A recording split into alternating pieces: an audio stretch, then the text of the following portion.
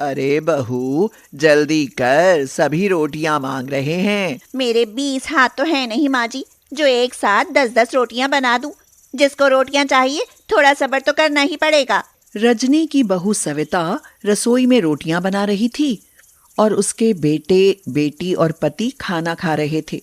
सविता का यह बोल सुनकर रजनी का माथा ठनक जाता है और वह रसोई से निकलकर सीधे उन सब पर बरसने लगती है। रोटियां बनाने वाले 2 हाथ और खाने वाले 4-4 मुंह। भला इतनी जल्दी रोटियां कैसे मिलें?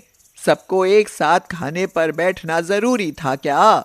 यह सुनकर बड़ा बेटा रोहन कहता है, अरे माँ, तो इसमें आसमान सिर पर उठाने वाली कौन सी बात है? थोड़ा रुक कर रोटियां ले आओ। क्या यह गीता रोटियां बनाने में बहू की मदद नहीं कर सकती? ओ माँ, आप भी कैसी बातें करने लगी? आप तो जानती है ना कि मुझसे रोटियां नहीं बनती। रोटियों को लेकर हंगामा होते देख रजनी के पति महेश और छोटे बेटे राकेश भी कहाँ चुप रहने वाले थे। वे भी अपनी ताल बैठाने पर उतर आते हैं। अरे, तुम एक काम क्यों नहीं करती रजनी? बहू से कहो कि जब सारी रोटियां बनकर तैयार हो जाएं, तभी खाना लगा दिया करे। अगर भाभी से रोटियां नहीं बन पाती तो घर में रोटी बनाने की मशीन ही ले आते हैं। क्यों पिताजी, मैंने ठीक कहा ना? अरे क्या खाक ठीक कहा। मशीन लाने के बजाय तेरी शादी ही क्यों ना कर दें बेटा। घर में रोटियां बनाने के लिए 2-2 बहुएं जो हो जाएंगी। महेश यह कह ही रहा होता है कि तभी सविता रोटियां लेकर आ जाती है। अरे बेटी, आराम से बनाओ रोटियां, हमें कोई जल्दी नहीं है। माँ, ये देखो, मेरी रोटी जली हुई है। अरे चुप कर, खुद तो रोटी बनानी आती नहीं और बहू की बनाई रोटी में नुक्स निकालती रहती है। हाँ। सविता बहू को रोटियां बनाने में जितनी ऊब होती थी और किसी काम में नहीं होती थी। ऊपर से सबसे बड़ा दुख तो यह था कि सभी तीनों वक्त रोटियां खाने के ही आदी थे। रोटी सब्जी के अलावा तो कुछ खाना ही पसंद नहीं करते थे। इसी कारण सविता हमेशा झल्लाती रहती थी। मुझे तो इन लोगों ने रोटी बनाने की मशीन ही बना कर रख दिया है। पता नहीं रोटी बनाने से कब मुक्ति मिलेगी। सविता मन ही मन यह बड़बड़ा ही रही थी कि तभी उसका पति रोहन आ जाता है। रोहन को देखते ही सविता कहती है, आज तो ऑफिस से बहुत जल्दी आ गए। तबीयत तो ठीक है ना? तबीयत को तो कुछ नहीं हुआ सविता, बस तुम्हारी याद आई और ऑफिस छोड़कर चला आया। रहने दो, बहाना बनाना तो कोई आपसे सीखे। यार, बहाने बनाना भी एक कला है। खैर छोड़ो, बहुत भूख लगी है। बस तुम्हारे हाथ की 2 रोटियां खाने का मन है। बना दोगी तो बड़ी मेहरबानी होगी। अरे सुबह लंच लेकर तो गए थे, वो क्या किसी और को खिला दिया? अरे ना, वो भी मैंने ही खाया था, पर फिर भी भूख लगी है। तो किसी होटल से मंगवा लो रोटियां। अभी थोड़ा आराम करने के लिए लेटी थी, अभी फिर रोटियां बनाओ। मुझसे नहीं होता। आप लोगों ने तो मुझे रोटी बनाने की मशीन बनाकर रख दिया है। अरे नहीं बनती तो रहने दो सविता, नाराज क्यों होती हो? उस दिन के बाद सविता रोटियां बनाने में अक्सर आलस दिखाने लगती है और उसका यह रवैया देखकर रजनी को बहुत दुख होता है। रजनी उसे समझाते हुए कहती है, देख बहू, तू जो कर रही है ना वह ठीक नहीं है। हम भी कभी बहू बनकर इस घर में आए थे। हमने तो कभी रोटियां बनाने में आलस नहीं दिखाया। फिर तू ऐसा क्यों कर रही है बहू? माँ जी, मैं कोई कुक थोड़ी ना हूँ जो दिन भर खाना मतलब रोटी बनाने में लगी रहूं। आप तो कभी सब्जी काटने तक में मदद नहीं करती। देख बहू, साफ साफ सुन ले, मुझसे तो अब यह सब होगा नहीं। और तेरी ननद को, उसे तो अपनी पढ़ाई से फुर्सत नहीं। यह तो तुझे ही करना पड़ेगा। जब तक राकेश की शादी नहीं होती तब तक तो तुझे ही रोटियां बनानी पड़ेंगी। फिर भले रसोई से सन्यासी क्यों ना ले लेना। हाँ। इस तरह की बातें कहकर रजनी सविता को खाना बनाने पर राजी कर लेती है और फिर वह जैसे तैसे करके उनके लिए रोटियां बनाने का काम करती रहती है। कुछ दिन बाद राकेश की शादी हो जाती है और घर में सविता की देवरानी नेहा आ जाती है। नेहा के आने पर सविता तो जैसे फूली ही नहीं समाती। वह मन ही मन सोचती है, चलो अब तो देवरानी आ गई, अब तो मुझे रोटियां बनाने से मुक्ति मिल ही जाएगी। इधर रजनी भी कुछ ऐसा ही सोच रही होती है, मगर रजनी कुछ नकारात्मक सोचती है। अरे, अगर छोटी बहू भी बड़ी बहू की तरह रोटियां बनाने में आलस करने वाली निकली तो क्या होगा? बहू को आजमा तो लूं, आखिर वह खाना बनाने में कुछ दिलचस्पी रखती भी है या फिर बना बनाया खाना खाने की ही शौकीन है। मगर रजनी की छोटी बहू नेहा बड़ी बहू से बिल्कुल अलग थी। वह तो पूरी जुगाड़ी बहू थी। रोटी सब्जी और तरह तरह के खाने बनाने का शौक तो जैसे वह ऊपर से लेकर ही पैदा हुई थी। इसीलिए जैसे ही रजनी उससे खाना बनाने की बात करती है, उसका उत्साह और उमंग देखते ही बनते हैं। अरे माँ जी, आज से रोटी सब्जी या कोई भी खाना बनाने की फिक्र तो आप छोड़ ही दीजिए। मैं सब खाने फटाफट बना लेती हूँ। यह सुनकर महेश को भी बड़ा अच्छा लगता है और वह नेहा से कहता है, अगर यही बात है बेटी तो हमारे लिए सब्जी रोटी बना दो, जायकेदार सब्जी और गरम गरम रोटियां। आप सब खाने की टेबल पर तो बैठिए बाबूजी, मैं अभी फटाफट रोटी सब्जी बना देती हूँ। यह कहकर नेहा रसोई में जाती है और खाना बनाने के जुगाड़ में लग जाती है। पहले वह 2-2 सब्जियां बनाती है और फिर आटा गूंद कर रोटियां बनाने की तैयारी करती है। रजनी की यह बहू एक बार में 1 रोटी नहीं बल्कि एक साथ 10 रोटियां बनाने का जुगाड़ जानती थी।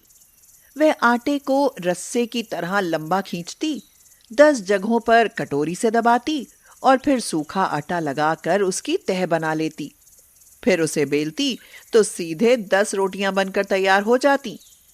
सविता उसका यह जुगाड़ देखकर हैरान हुए बिना नहीं रह पाती।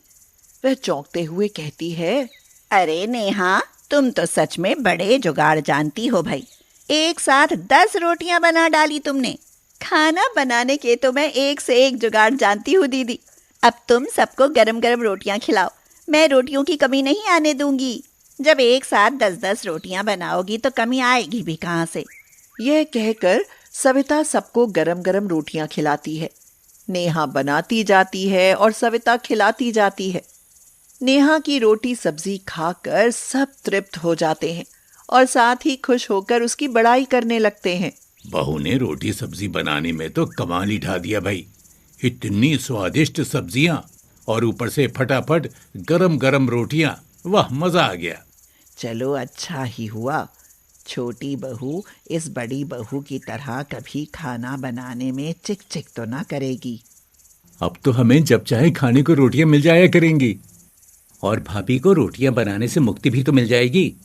वो भी तो सोचो, भाभी हमारे लिए रोटियां बनाने में कितनी परेशान होती थी। हाँ भाई, ठीक कहते हो। अब तो हमें रोटी सब्जी के लिए कभी इसका मुंह ही नहीं ताकना पड़ेगा।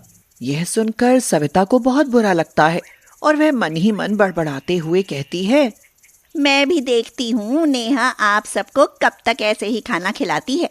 अभी नई नई है इसीलिए एक साथ 10 रोटियां बनाकर दिखाती है, पर कुछ दिन बाद देखना एक रोटी बनाने में भी रो पड़ेगी। तू खुश रह बहू, वो जो करेगी देखा जाएगा। पर नेहा तो नेहा थी।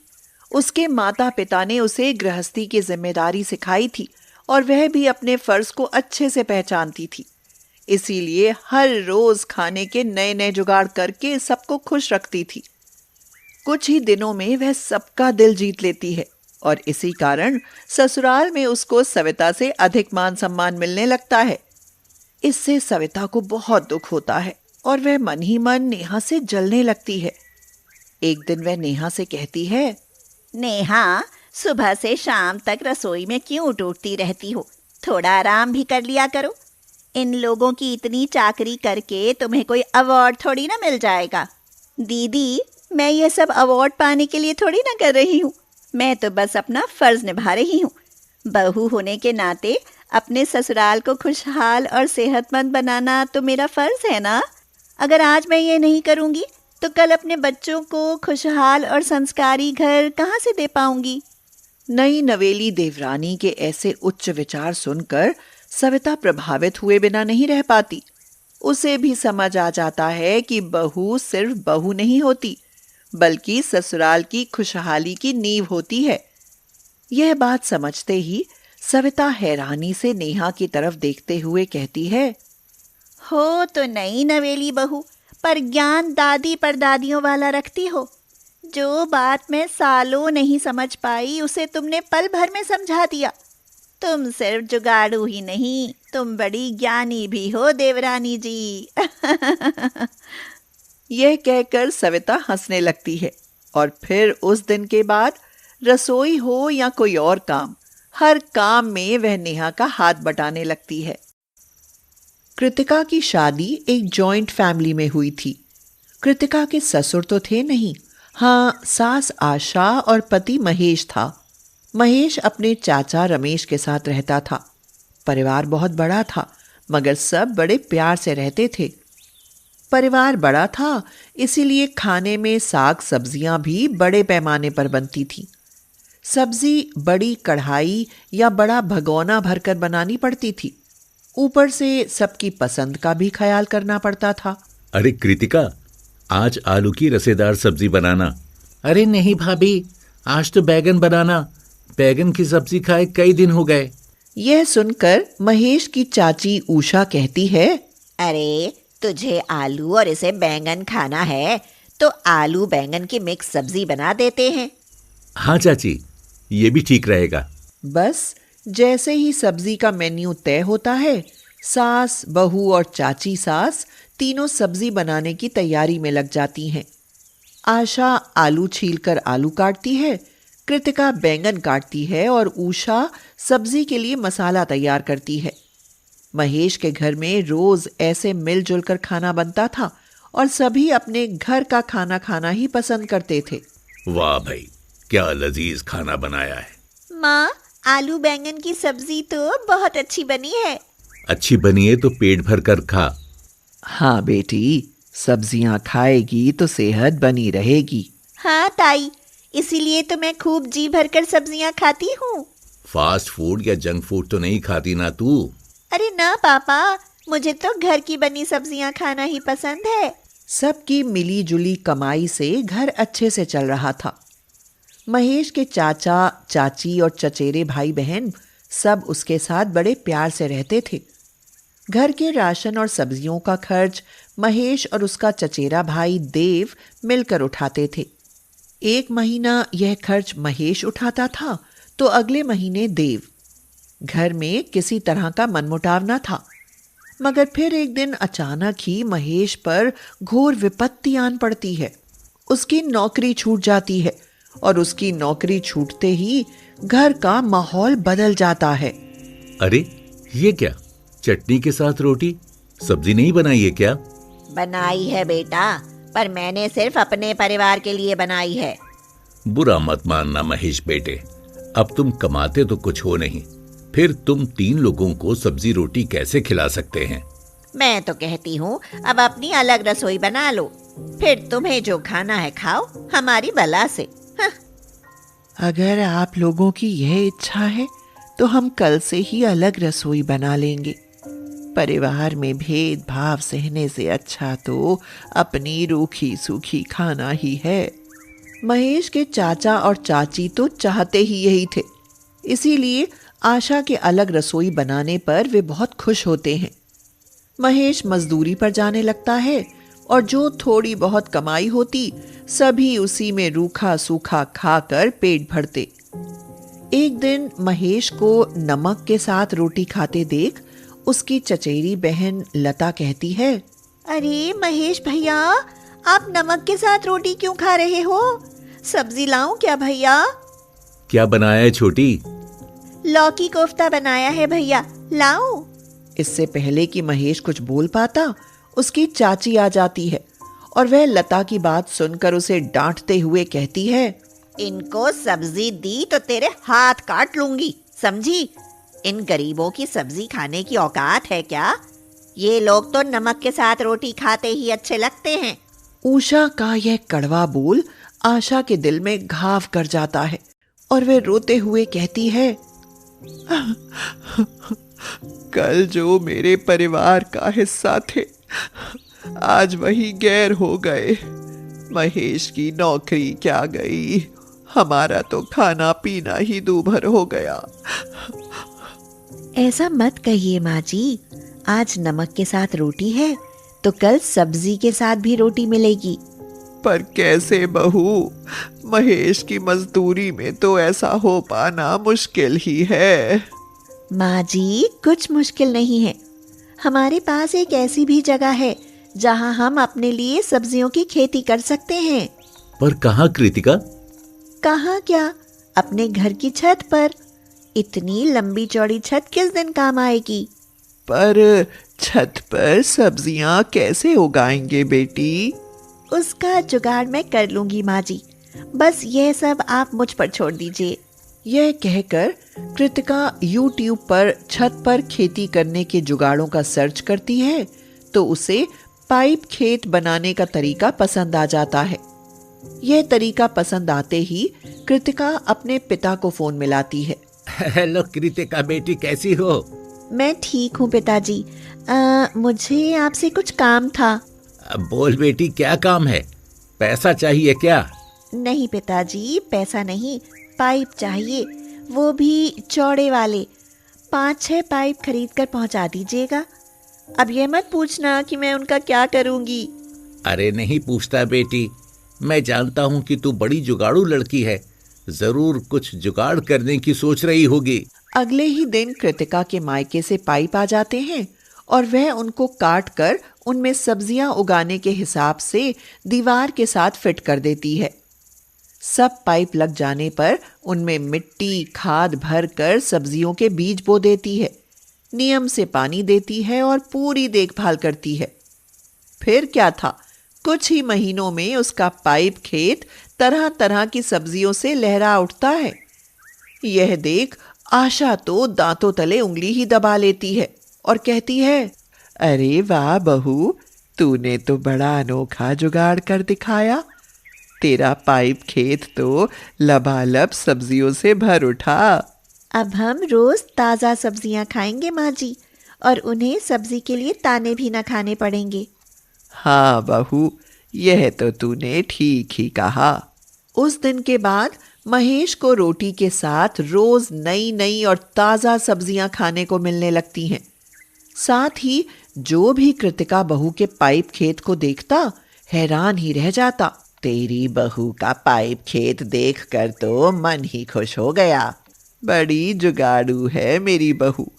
अब तो हम मजदूरी करके भी रोज बढ़िया सब्जियां खाते हैं। हाँ, कृतिका का पाइप खेत देखकर पास पड़ोस के लोग तो उस पर गर्व करते हैं, मगर उषा उसका तरह तरह की सब्जियों से भरा पाइप खेत देखकर जलती भूनती रहती है। देखो तो इनका पाइप खेत सब्जियों से कैसे भरा खड़ा है। मैं तो सोचती थी कि ये लोग जिंदगी भर नमक रोटी खाकर गुजारा करेंगे, पर भाभी के पाइप खेत ने आपकी सोच को बदल दिया है ना माँ। अरे चुप कर। जानती हो माँ, भाभी सब्जियां बेचकर पैसा भी कमाती हैं। क्या ऐसा भी है? मैं तो कहूँ भगवान इसका पाइप खेत बर्बाद कर दे। पर किसी का बुरा सोचने से अक्सर खुद का ही बुरा होता है। कुछ दिन बाद महेश की अच्छी नौकरी लग जाती है और इधर रमेश बीमारी के कारण घर पर बैठ जाता है। उसके घर बैठते ही घर में तंगी आ जाती है और रोटी के साथ सब्जी के लाले भी पड़ जाते हैं। रूखी सूखी रोटी सामने रख दी, कोई सब्जी नहीं बना सकती थी क्या? घर में सब्जियां खरीदने के लिए पैसे हों तो ही बनाऊं ना। उषा यह कह ही रही होती है कि तभी कृतिका सब्जियों से भरी टोकरी लेकर आ जाती है और कहती है, चाची ये लो सब्जियां, और चाचा जी को सब्जी बना कर दो। आज से जितनी भी सब्जियां चाहिए ले लेना। अरे देवर जी, जब दुख संकट में अपने ही काम ना आएंगे तो और कौन आएगा। यह सुनकर रमेश और उषा को अपनी भूल का एहसास हो जाता है और वे आशा से माफी मांगते हैं। आशा उन्हें माफ कर देती है और वह परिवार फिर से पहले की तरह रहने लगता है।